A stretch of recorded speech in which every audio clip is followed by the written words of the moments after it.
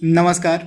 एक बार फिर से बहुत बहुत स्वागत है आप सभी का परीक्षा वाले के इस यूट्यूब चैनल में। दोस्तों, एसएससी एमटीएस की परीक्षा के लिए जो हम मोस्ट एक्सपेक्टेड एमसीक्यूज की सीरीज चला रहे हैं, उसका जो भाग 12 है उसको आज हम कंप्लीट करेंगे। तो चलिए वीडियो को शुरू करते हैं और देख लेते हैं कि आज का हमारा जो पार्ट 12 है इसमें हमने कौन कौन से बेहतरीन प्रश्नों को सम्मिलित किया हुआ है। तो चलिए वीडियो को शुरू करते हैं। पहला प्रश्न आपकी स्क्रीन पर है जो कि काफ़ी इंपॉर्टेंट प्रश्न है। फोबोस और डिमोस और निम्नलिखित में से किस ग्रह के दो उपग्रह हैं? काफ़ी इंपॉर्टेंट है प्रश्न है, तो आप ध्यान दीजिएगा। फोबोस और डिमोस ये किस ग्रह के दो उपग्रह हैं? तो मंगल ग्रह के। आप इसे याद रखिएगा, मंगल ग्रह के ये दो उपग्रह हैं। इनका नाम क्या है? फोबोस और डिमोस। तो ऑप्शन जो आपका बी है 100% सही है। एक चीज और आप ध्यान दीजिएगा, जो आपका मंगल ग्रह है, मंगल ग्रह पर एवरेस्ट से लगभग 3 गुना ऊंचा पर्वत पाया जाता है जिसका नाम है निक्स ओलंपिया। तो ये पर्वत भी आपको याद रखना है। यह जो निक्स ओलंपिया पर्वत है यह आपको मिलेगा मंगल ग्रह पे, तथा इस पर्वत की खासियत क्या है? यह जो पर्वत है निक्स ओलंपिया, यह माउंट एवरेस्ट से लगभग 3 गुना ऊंचा है जो कि मंगल ग्रह पर पाया जाता है। तथा जो मंगल ग्रह है, मंगल ग्रह को हम लाल ग्रह के नाम से भी जानते हैं। फैक्ट आपको याद रखना है, मंगल ग्रह को हम लाल ग्रह के नाम से भी जानते हैं। तो इनके बारे में आपको याद रखना है। वहीं अगर हम बात करें ऐसे कौन कौन से उपग्रह हैं जिनके ऐसे कौन कौन से ग्रह हैं जिनके पास कोई भी उपग्रह यानी कि सैटेलाइट नहीं है, तो आप ध्यान दीजिएगा। ऐसे दो ग्रह हैं जिनके पास कोई सैटेलाइट नहीं है, बुध और शुक्र। तो इनके बारे में आपको याद रखना है, बुध व शुक्र ये दो इंपॉर्टेंट आपके ग्रह हैं, प्लैनेट हैं जिनके पास इनका उपग्रह नहीं है। तो इसके बारे में आपको याद रखना है, बुध और शुक्र। वहीं अगर हम पृथ्वी ग्रह की बात करें तो पृथ्वी की जुड़वा बहन हम किसे कहते हैं? तो आप ध्यान दीजिएगा, जो शुक्र ग्रह है, शुक्र ग्रह को पृथ्वी की जुड़वा बहन कहा जाता है। तो इसे आप ध्यान दीजिएगा, पृथ्वी की जो जुड़वा बहन है हम कहते हैं शुक्र ग्रह को। तथा यह जो शुक्र ग्रह है यह पृथ्वी के सबसे नजदीक ग्रह है। तो इसे भी आपको ध्यान में रखना है। इसके बाद अगला जो ग्रह आपका है, और शुक्र के बारे में मैंने और बात करें अगर हम, तो शुक्र के बारे में और मैं आपको बता देता हूँ। जो शुक्र ग्रह आपका यह पृथ्वी के सबसे नज़दीक है तथा यह सबसे चमकीला और सबसे गर्म ग्रह भी है। इसे आप ध्यान दीजिएगा, जो आपका शुक्र ग्रह है यह सबसे चमकीला, आप ध्यान दीजिएगा, यह सबसे चमकीला और सबसे गर्म ग्रह भी है। तो इसे आप ध्यान दीजिएगा। इसके अलावा आप ध्यान दीजिएगा, यह जो आपका शुक्र ग्रह है आकार एवं बनावट की समानता के कारण इसको जो है पृथ्वी की जुड़वा बहन भी हम कहते हैं। इसके अलावा जो आपका शुक्र ग्रह है इसको भोर एवं सांझ का तारा भी कहा जाता था। इतने सारे फैक्ट आपको याद रखने हैं ग्रह से रिलेटेड, यहाँ से आपके एग्जाम में प्रश्न डेफिनेटली देखने को मिल सकता है। इसके बाद आप ध्यान दीजिएगा, अगला प्रश्न हमारा क्या कह रहा है? इटली की मुद्रा आपसे पूछी जा रही है। तो इटली की मुद्रा क्या है वर्तमान में? तो लीरा। अब ध्यान दीजिएगा, इटली की मुद्रा क्या है? लीरा। तो आपको ध्यान में रखना है। तथा इटली की राजधानी क्या है? रोम। तथा इटली की जो राजधानी है, इटली की राजधानी रोम में आपको मिलेगा FAO यानी कि फूड एंड एग्रीकल्चर ऑर्गेनाइजेशन का हेडक्वार्टर। तो आप इसे ध्यान दीजिएगा, जो आपका विश्व खाद्य संगठन है इसका जो हेडक्वार्टर है आपको मिलेगा इटली की राजधानी रोम में। तो आप इसे याद रखिएगा। अगला प्रश्न यहाँ पे हमारा है, और स्वेज नहर जो है किन दो समुद्रों को आपस में जोड़ती है? यह इस समय न्यूज में भी थी काफ़ी पहले, तो यह करंट अफेयर्स का आपका प्रश्न बन जाता है। तो जो स्वेज नहर है यह दो कौन से समुद्रों को आपस में जोड़ती है? तो भूमध्य सागर को और लाल सागर को आपस में जोड़ती है स्वेज नहर। तथा इसमें एक जहाज फंस गई थी जिसका नाम था एवर गिवन नामक जो जहाज थी, या इसमें एक प्रकार का कंटेनर था वह, तो यह एक कंटेनर था जिसका नाम था एवर गिवन। यही इस स्वेज कैनाल में फंस गया था जिसके कारण जो यातायात था इसका बाधित हो गया था। तो कई कारणों से यह जो है न्यूज में भी थी आपकी स्वेज नहर। तो इसके बारे में आपको याद रखना है। अगला प्रश्न यहाँ पे हमारा है, कुचिपुड़ी नृत्य का संबंध किस राज्य से है? तो कुचिपुड़ी नृत्य का संबंध आपका है आंध्र प्रदेश राज्य से, यानी कि ऑप्शन आपका ए बिल्कुल सही है, आंध्र प्रदेश। वहीं केरल का जो शास्त्रीय नृत्य वो है मोहिनीअट्टम और कथकली। तो इसे भी आप ध्यान रखिएगा। अगला प्रश्न यहाँ पे हमारा है, जहांगीर ने किस कंपनी को सूरत में कारखाना लगाने के लिए अधिकृत किया था? वेरी वेरी इंपॉर्टेंट प्रश्न। तो जो जहांगीर था, जहांगीर ने किस कंपनी को जो है सूरत में कारखाना लगाने के लिए अधिकृत कर दिया था? तो आप ध्यान दीजिएगा, जहांगीर ने जो है सूरत में कारखाना लगाने के लिए कह दिया था ईस्ट इंडिया कंपनी को। राइट आंसर आपका क्या हो जाएगा? ईस्ट इंडिया कंपनी को जहांगीर ने सूरत में कारखाना लगाने के लिए अनुमति दे दी थी? तो आप इसे ध्यान दीजिएगा, वेरी वेरी इंपॉर्टेंट यह प्रश्न है। इसके बाद अगला प्रश्न यहाँ पे हमारा क्या कह रहा है, 2011 की जनगणना के अंतिम आंकड़ों के अनुसार भारत का द्वितीय सर्वाधिक जनसंख्या वाला राज्य कौन सा है? तो सबसे ज़्यादा जनसंख्या वाला राज्य कौन सा है भारत का? सबसे पहले आप तो इसे याद रखिए, सबसे ज़्यादा जनसंख्या आपको मिलेगी यूपी की, यानी कि उत्तर प्रदेश जनसंख्या के मामले में सबसे टॉप पर है। और दूसरे नंबर पे था जनसंख्या के मामले में आपका महाराष्ट्र। तो राइट आंसर आपका क्या हो जाएगा? महाराष्ट्र जो था जनसंख्या के मामले में दूसरे नंबर पे था और यूपी आपका पहले नंबर पे था। तो इसे आपको ध्यान में रखना है, यूपी पहले पे, महाराष्ट्र दूसरे स्थान पे। अगला प्रश्न यहाँ पे हमारा है, घाव को भरने के लिए निम्नलिखित में से किस विटामिन की आवश्यकता होती है? वेरी वेरी इंपॉर्टेंट प्रश्न। तो घाव को भरने के लिए किस विटामिन की जरूरत पड़ती है? तो घाव को भरने के लिए जो है विटामिन सी की आवश्यकता होती है। तो ये फैक्ट आपको याद रखना है, भूलना नहीं है। घाव भरने के लिए जो है किस विटामिन की हमें आवश्यकता पड़ती है? तो घाव भरने के लिए जो है विटामिन सी की आवश्यकता पड़ती है। वहीं जो आपका विटामिन सी है, इसका सबसे अच्छा स्रोत कौन सा माना जाता है? तो आप ध्यान दीजिएगा, जो खट्टे फल होते हैं, खट्टे फल जो है विटामिन सी के सबसे अच्छे स्रोत माने जाते हैं। तो आप इसे ध्यान दीजिएगा। तथा विटामिन सी की कमी से मानव शरीर में कौन सा रोग होता है? तो विटामिन सी की कमी से मानव शरीर में स्कर्वी नामक बीमारी होती है। इसे आप ध्यान दीजिएगा, जो विटामिन सी होता है इसकी कमी से स्कर्वी नामक रोग होता है मानव शरीर में। तो इसे आप याद रखिएगा। एक चीज़ और आपसे पूछी जा सकती है एग्जाम में कि विटामिन सी का रासायनिक नाम क्या है? तो विटामिन सी का रासायनिक नाम है एस्कॉर्बिक। आप याद रखिएगा, एस्कॉर्बिक एसिड इसको हम कहते हैं। जिसे भी आप याद रखिए, विटामिन सी को हम एस्कॉर्बिक एसिड के नाम से भी जानते हैं। तो इसका रासायनिक नाम है विटामिन सी का एस्कॉर्बिक। तो इसे आपको याद रखना है, भूलना नहीं है। तथा जो खट्टे फल होते हैं ये इसके सबसे अच्छे स्रोत माने जाते हैं विटामिन सी के, और इसकी कमी से स्कर्वी नामक रोग होता है। वहीं विटामिन ए का रासायनिक नाम क्या हो जाएगा आपका? विटामिन ए का रासायनिक नाम होता है रेटिनॉल। क्या होता है? विटामिन ए का रासायनिक नाम होता है रेटिनॉल। और विटामिन बी का होता है, विटामिन B1 का हो जाता है आपका थायमीन हो जाता है। उसके बाद विटामिन डी का रासायनिक नाम आपका हो जाएगा कैल्सीफेरॉल। तो ये रासायनिक नाम आपको याद रखने सभी विटामिन के, आपसे एग्जाम में पूछा जा सकता है। एक चीज और बहुत तेजी से एग्जाम में पूछी जाती है कि कौन सा विटामिन वसा में घुलनशील होता है और कौन सा विटामिन जल में घुलनशील होता है। तो आपको याद रखना है, दो विटामिन है जो आपके जल में घुलनशील होते हैं, विटामिन बी और विटामिन सी। सिर्फ दो विटामिन ऐसे हैं जो आपके जल में घुलनशील होते हैं। और वसा में घुलनशील कौन कौन से विटामिन होते हैं? तो ए, डी, ई, के। Vitamin A, vitamin D, vitamin E और विटामिन के, ये चार इंपॉर्टेंट विटामिन है जो वसा में घुलनशील होते हैं। और दो विटामिन ऐसे हैं जो जल में घुलनशील है, कौन कौन से? विटामिन बी और विटामिन सी। तो ये सारे फैक्ट आपको याद रखने हैं। अगला प्रश्न यहाँ पे हमारा है, और रॉकेट किस सिद्धांत पर कार्य करता है? वेरी इंपॉर्टेंट प्रश्न। तो रॉकेट आपका कार्य करता है न्यूटन के गति के तीसरे नियम पर, यानी कि ऑप्शन आपका जो सी है बिल्कुल सही है। न्यूटन के गति के तीसरे नियम पर कार्य करता है जो है रॉकेट। तो आप इसे ध्यान दीजिएगा। अगला प्रश्न यहाँ पे हमारा है, थ्योरी ऑफ रिलेटिविटी यानी कि सापेक्षता का जो सिद्धांत है किससे संबंधित है? तो इस सिद्धांत को दिया गया था अल्बर्ट आइंस्टाइन के द्वारा, यानी कि जो आपकी थ्योरी ऑफ रिलेटिविटी है इसको दिया था अल्बर्ट आइंस्टाइन, यानी कि ऑप्शन आपका जो बी है बिल्कुल सही है। अगला प्रश्न यहाँ पे हमारा है, निम्नलिखित में से कौन सा विटामिन शरीर में भंडारित नहीं होता है? तो इसमें से जो विटामिन सी है यह शरीर में भंडारित नहीं होता है, यानी कि ऑप्शन जो आपका बी है बिल्कुल सही हो जाएगा। विटामिन सी जो है यह शरीर में भंडारित नहीं होता है। तो आप इसे ध्यान दीजिएगा, स्कर्वी रोग इसकी कमी के कारण होता है। विटामिन ए का रासायनिक नाम हो जाएगा आपका और रेटिनॉल, विटामिन सी का एस्कॉर्बिक, विटामिन डी का कैल्सीफेरॉल और विटामिन ई का क्या होता है?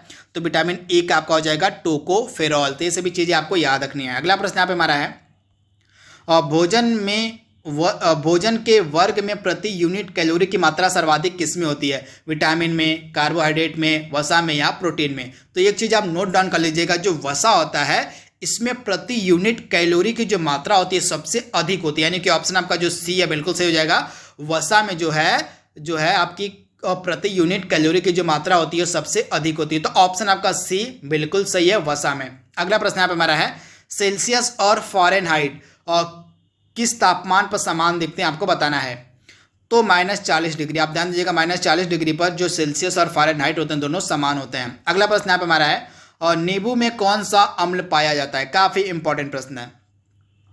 तो आप ध्यान दीजिएगा, नींबू में साइट्रिक एसिड पाया जाता है, यानी कि ऑप्शन आपका जो बी है बिल्कुल सही है। नींबू में साइट्रिक एसिड पाया जाता है। तो ऑप्शन आपका बी बिल्कुल सही है। हाइड्रोजन के कितने समस्थानिक होते हैं आपसे पूछा जा रहा है?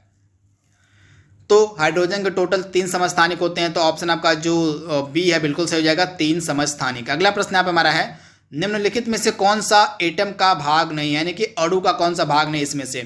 तो अणु के कौन कौन से भाग होते हैं, इलेक्ट्रॉन, प्रोटॉन, न्यूट्रॉन, लेकिन फोटॉन नहीं होता है, तो ऑप्शन आपका डी बिल्कुल सही हो जाएगा, फोटॉन नहीं है। अगला प्रश्न यहाँ पे हमारा है, दूध की शुद्धता को हम किस यंत्र की सहायता से मापते हैं। तो दूध की जो शुद्धता होती है इसको मापा जाता है लैक्टोमीटर की सहायता से, यानी कि ऑप्शन आपका जो बी है बिल्कुल सही हो जाएगा, लैक्टोमीटर। अगला प्रश्न यहाँ पे हमारा है, और एक वयस्क मानव का हृदय गति कितनी होती है आपको बताना है। तो आप ध्यान दीजिएगा, एक वयस्क मानव की हृदय गति होती है 70 से 80 बार प्रति मिनट। आप ध्यान दीजिएगा, 70 से 80 बार प्रति मिनट एक वयस्क मनुष्य का हृदय धड़कता है, तो ऑप्शन आपका ए बिल्कुल सही है, प्रति मिनट 70 से 80 बार। डीएनए की द्विकुंडली संरचना की खोज किसके द्वारा की गई थी। तो आप ध्यान दीजिएगा, वॉटसन एंड क्रिक इसका राइट आंसर हो जाएगा। वॉटसन और क्रिक जो थे इनके द्वारा डीएनए की द्विकुंडली संरचना दी गई थी, तो ऑप्शन आपका ए बिल्कुल सही हो जाएगा, वॉटसन एवं क्रिक। अगला प्रश्न यहाँ पे हमारा है, किस बॉलीवुड अभिनेता ने मोबाइल एक्शन गेम जिसका नाम था फौजी को लॉन्च किया, आपको बताना है। यानी कि फौजी जो गेम है इसको किस अभिनेता के द्वारा लॉन्च किया गया था हाल ही में। तो फौजी गेम को लॉन्च किया था अभिनेता अक्षय कुमार ने, यानी कि ऑप्शन आपका बी 100% सही है। आपको बताना है, हाल ही में जो करप्शन परसेप्शन इंडेक्स जारी किया गया था 2020 का, इसमें भारत का क्या स्थान था, मोस्ट इंपॉर्टेंट प्रश्न। तो करप्शन परसेप्शन इंडेक्स 2020 में भारत का स्थान था 86वां, यानी कि ऑप्शन आपका बी बिल्कुल सही है, 86वां।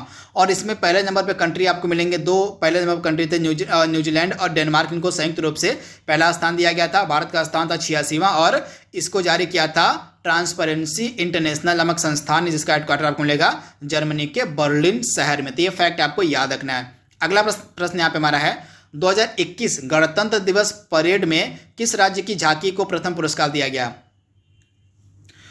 तो आप ध्यान दीजिएगा, उत्तर प्रदेश की झांकी को प्रथम पुरस्कार, त्रिपुरा की झांकी को द्वितीय पुरस्कार और उत्तराखंड की झांकी को तृतीय पुरस्कार दिया गया था। तो इसके बारे में आपको याद रखना है, राइट आंसर आपको हो जाएगा उत्तर प्रदेश को प्रथम पुरस्कार दिया गया था। अगला प्रश्न यहाँ पे हमारा है, 2022 महिला एशियाई कप की मेजबानी कौन सा देश करेगा।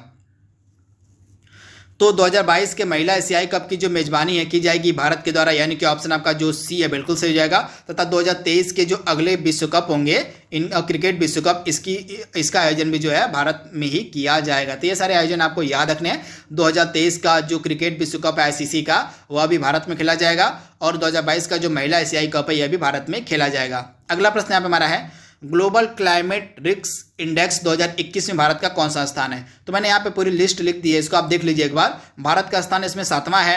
पहले नंबर पे है क्लाइमेट रिस्क इंडेक्स में, पहले नंबर मोजाम्बिक मिलेगा, दूसरे नंबर पर आपको मिलेगा जिम्बाब्वे और तीसरे नंबर पर आपको मिलेगा बहामास, और भारत का स्थान इसमें 7वां है। तो इसके बारे में आपको याद रखना है कि क्लाइमेट रिस्क में पहले स्थान पे कंट्री कौन सा है, मोजाम्बिक। तो ये फैक्ट आपको याद रखना है।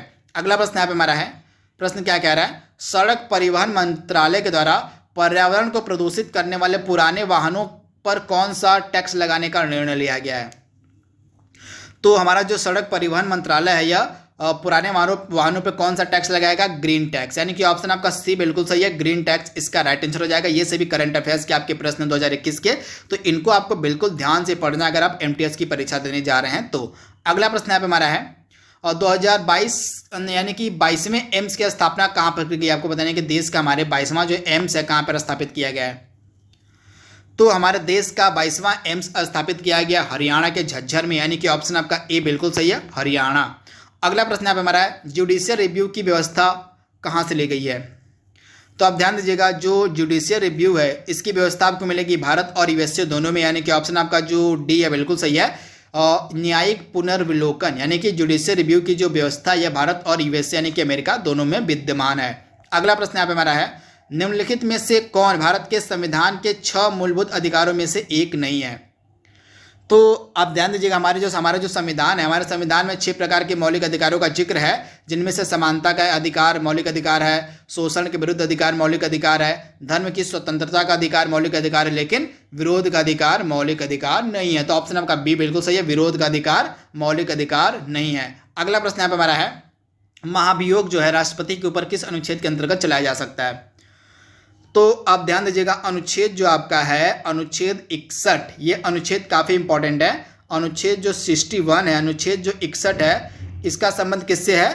तो इसका संबंध है महाभियोग से, यानी कि इम्पीचमेंट से। तो आप इसे ध्यान दीजिएगा, राष्ट्रपति के ऊपर जो महाभियोग है यह किस अनुच्छेद के अंतर्गत चलाया जा सकता है?